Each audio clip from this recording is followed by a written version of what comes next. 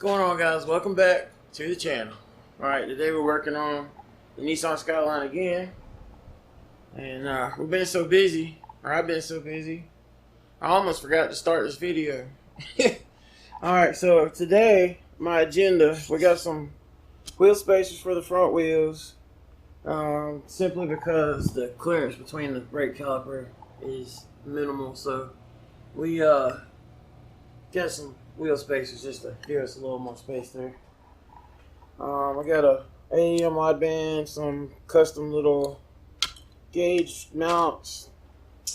Let's see, boost gauge, oil gauge, oil pressure gauge, and associated hardware. We got a fan controller and a thermostat because this car apparently doesn't have a thermostat in it.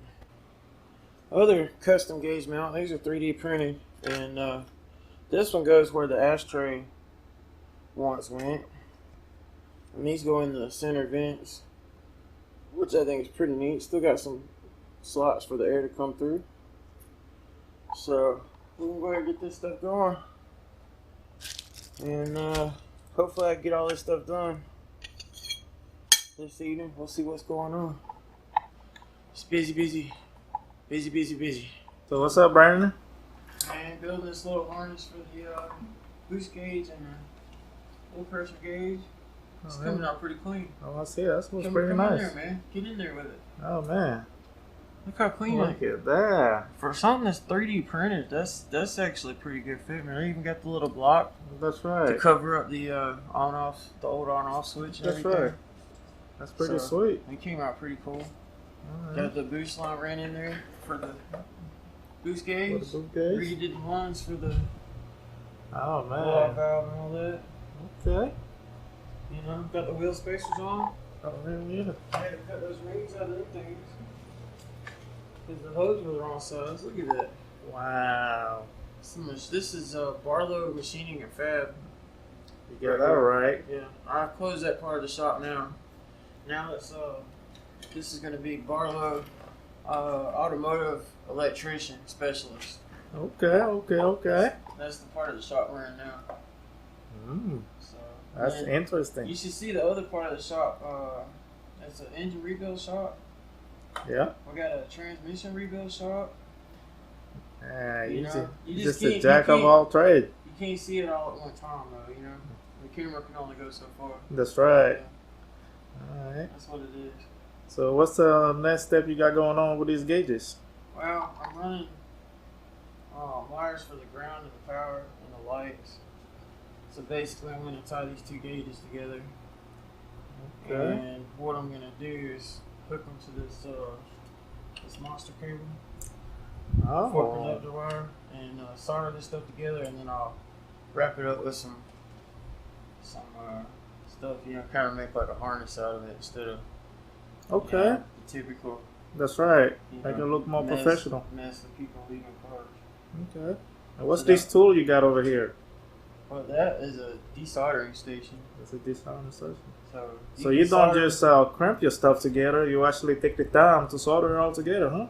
Most of the time, yeah. Some situations it's not worth the time, but in this situation it is. Okay. Just depends on what's going on. All right. But I'd say probably 75% of the time, if we're being honest. Yeah. I solder stuff. All right. Well, we're gonna look at this professional job you got going on here. If we can get in here. Got this nice welder soldering iron. Look at that. How quick that solders. That's right. It's like good stuff right there. Tin in the wires. Alright. Get the solder all soaked into them good. Okay.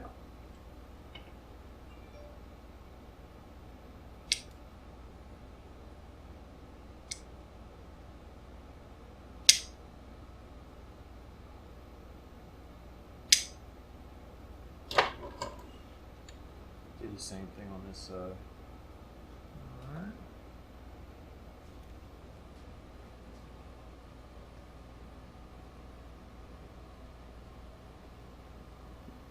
Once you get the solder kind of soaked into the wire, and it's real easy to stick them together. Okay. you get that, folks? You gotta get the wire wet. Yep.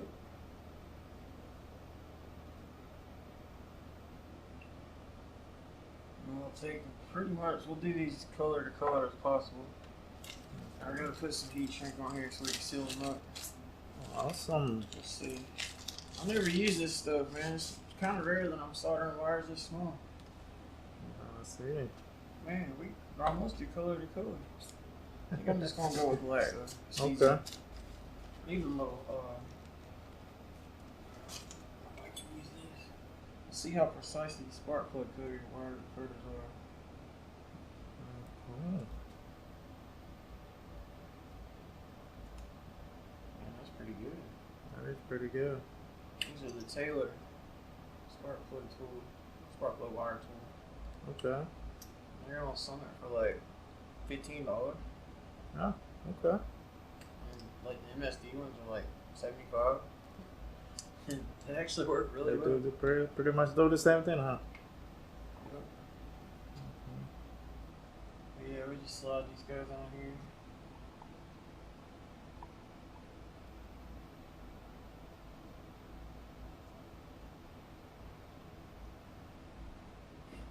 Then you should pretty much be able to do color. I mean, sort of color to color. Okay. Obviously we've got black here, so that'll work out good.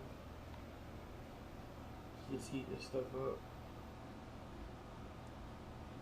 See how it kind of stuck together? That's right. And then I'll make brown red because that's easy to keep up with. You also kind of gotta have a little bit of solder on the tip. Okay.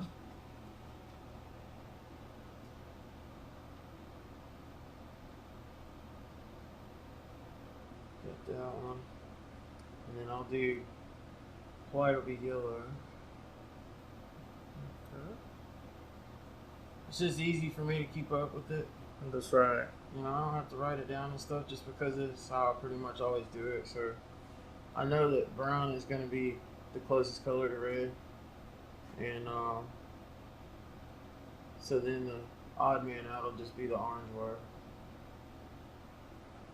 But I'll be able to keep up with that without even thinking about it just because I've got the habit. Somebody else might want to do it a different way, but That's right. you know, this is how I try to just do as close as I can get color to color, and that's it.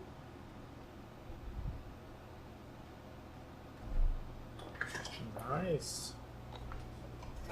This is a little bit too much heat, but Let's try this at home, folks. somehow my wires keep going this way. Oh, hell yeah. Just have to be careful. That's all. Yeah, there's it. Then I can straighten these out. That zip tie is just there to just kind of hold everything kind of where I want it. So we'll come in here.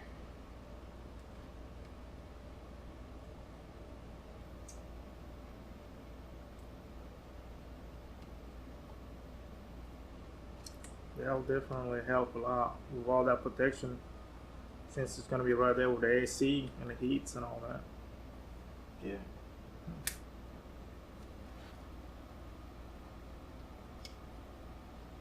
Alright, so we'll wrap that outside.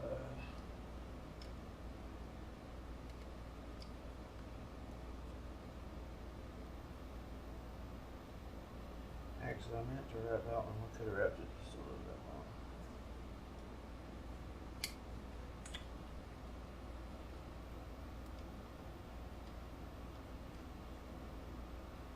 So I'll take this grab some orange water. I need about 3 more plier doors, I think. See? I'll take this zip tie back off. We should have actually started off with making how to wire your gauges in video. I'm sure glow shift gauges will like that. Basically, we're just gonna work these wires in here. Okay. Slide that down. You know, that's why I put the tape there so you don't see the wires. You know. Awesome. I'll just come in here and basically do the same thing. Start these right here.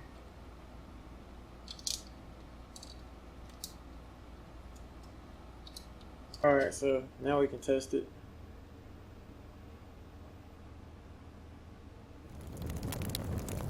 There you go. 100 pounds of oil pressure.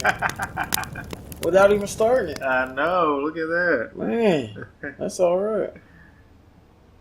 These two right here.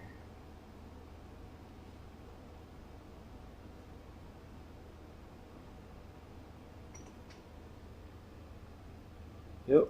Look at that. Reading 0. I like how it does the sweep. That's right. I wish the other one did the sweep, but know. it's a mechanical setup in there. So Okay. that is neat though that it sweeps. That's right. Like a Subaru. You remember when the Subaru started all that crap? That's right, yeah. That's pretty neat though. That's pretty cool.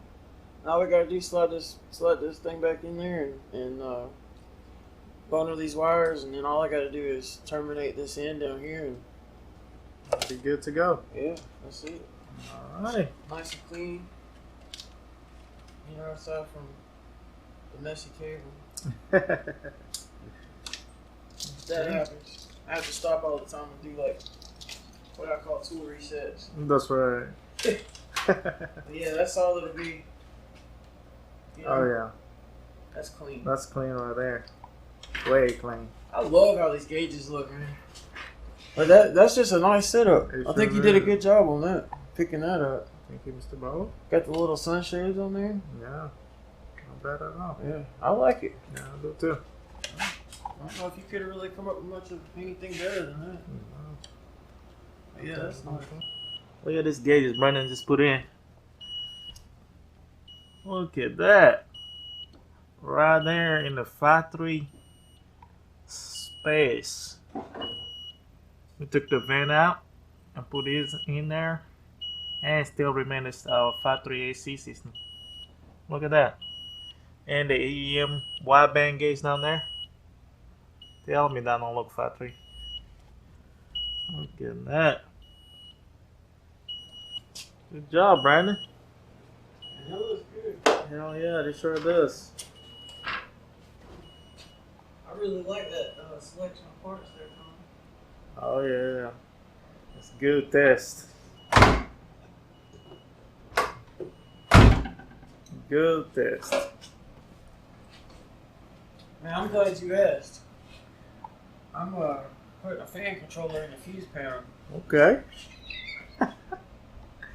I was walking over here about to ask you that. So, Oh, hey, Tommy, what you doing over here, man? not much, Brandon. What you got going on today?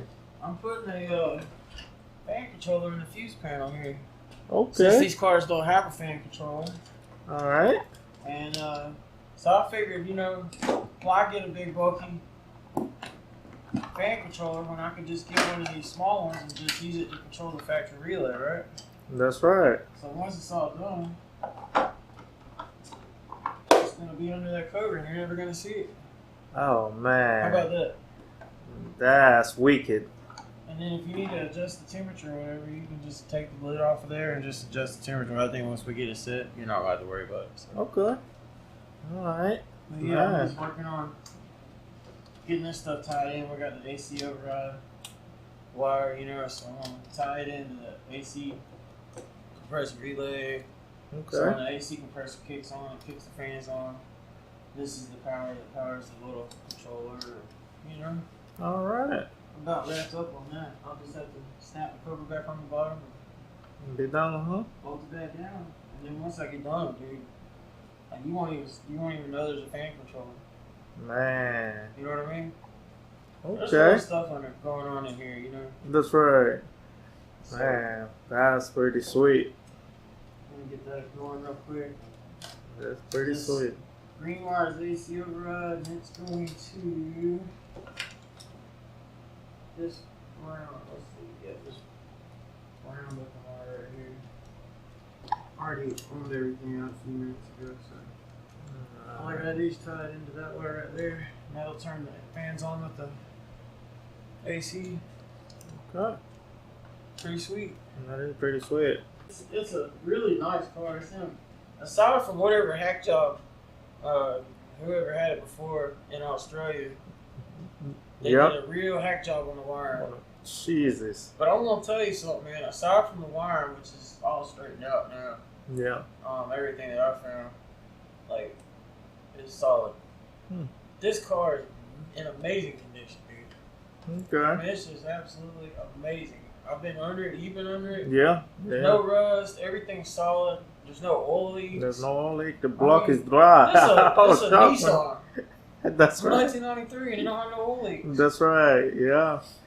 The block is got nice exhaust dry. under there. Everything's solid. That's right. Yeah. I mean, not a speck of rust. The only thing I know of right now that don't work on the car, that's an issue, is that high caps. The rear steer. That's right. And we're gonna look at it at some point.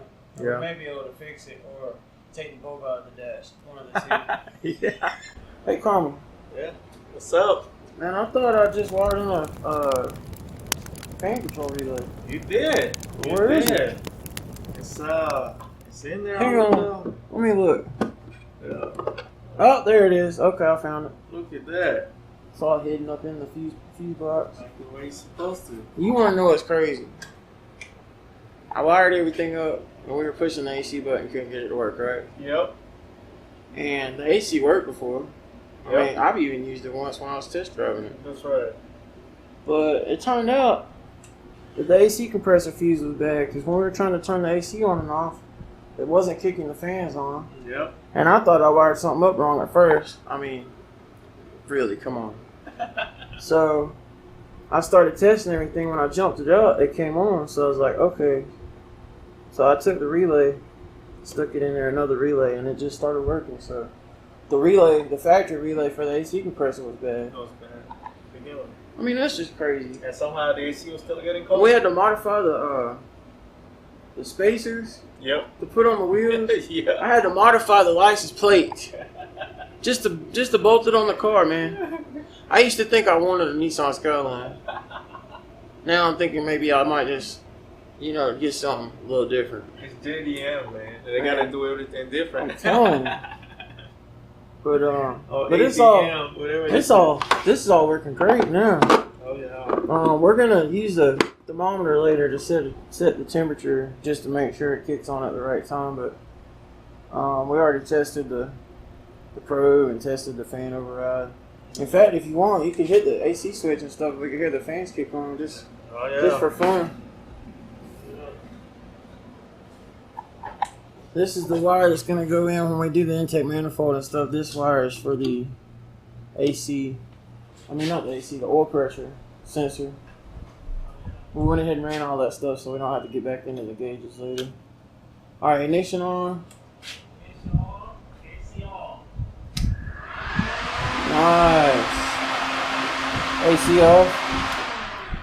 Man, that's beautiful. And you didn't have any way to control them before. They just stayed on all the time. Right. You're going to burn your alternator up with them things. So, I mean, it's not a big deal when they're running, but if they're running all the time, especially when it's summertime, alternator's going to end up getting real hot. Oh, yeah. So, we don't need all that. So, yeah. But I just wanted to put a fan controller in there and control the factory relay, because I did have the fans wired to the AC, where the AC fan was before. I used to have a pusher fan on the front of the condenser.